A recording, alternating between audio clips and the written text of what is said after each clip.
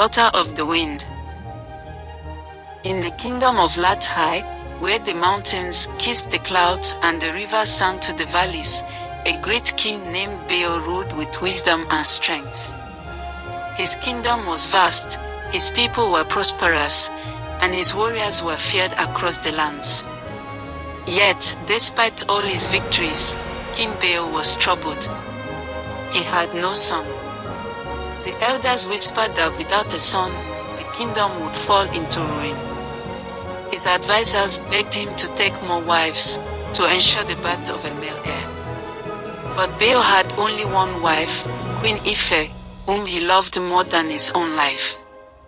A king must have a son, the people said. A daughter cannot rule. And so, when Ife gave birth to a girl, there was no celebration. The palace was silent, the drums did not sound, and the people mourned as if a tragedy had struck. The child was named Zeena, and she grew up knowing that her birth was a disappointment. The other children in the palace whispered behind her back. The servants looked at her with pity.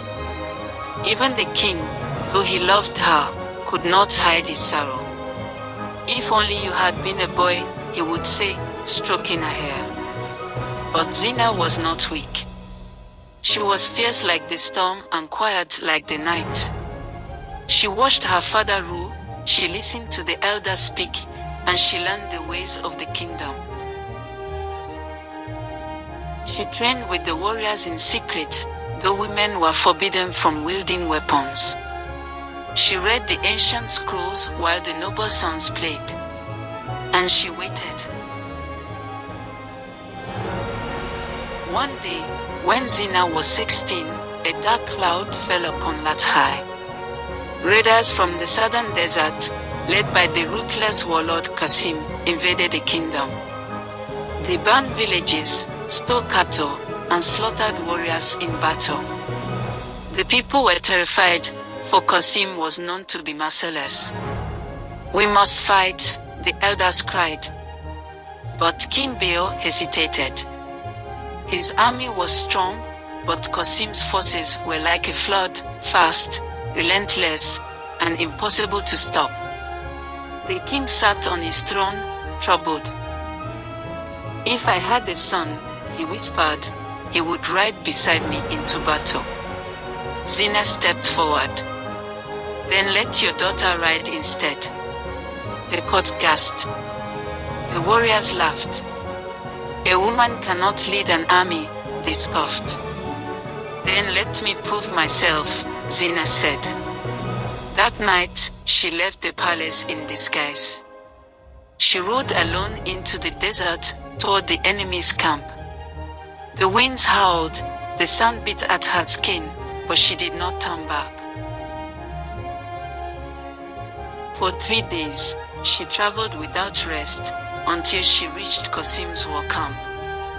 Disguising herself as a common traveler, she entered the camp and listened. She learned that Qasim planned to attack Lathai at dawn. She discovered that his men feared the cold of the mountains, for they were desert-born.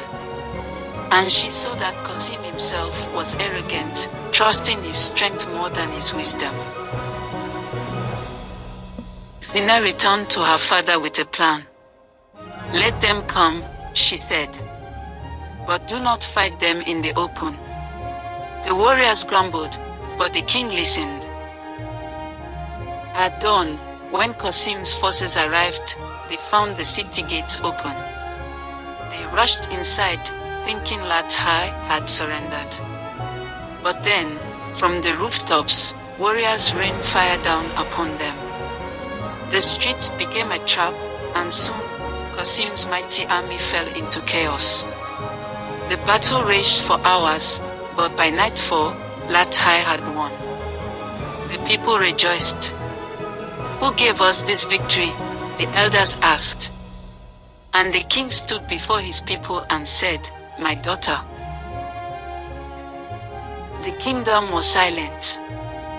Then, one by one, they bowed. Not to a son, but to a daughter. In time, King Bayo changed the laws of Lathai. A woman could rule, a woman could fight, and a woman could lead. And when he grew old, it was Zeena who took the throne not as a princess, but as a queen. She ruled with patience, with wisdom, and with the strength of the wind. And from that day on, no man in Lathai ever dared to say that a daughter was not as great as a son. Lessons. A child's worth is not determined by their gender, but by their strength, wisdom, and courage. Patience and strategy can overcome brute strength. True leaders are not born, they are made through trials and wisdom.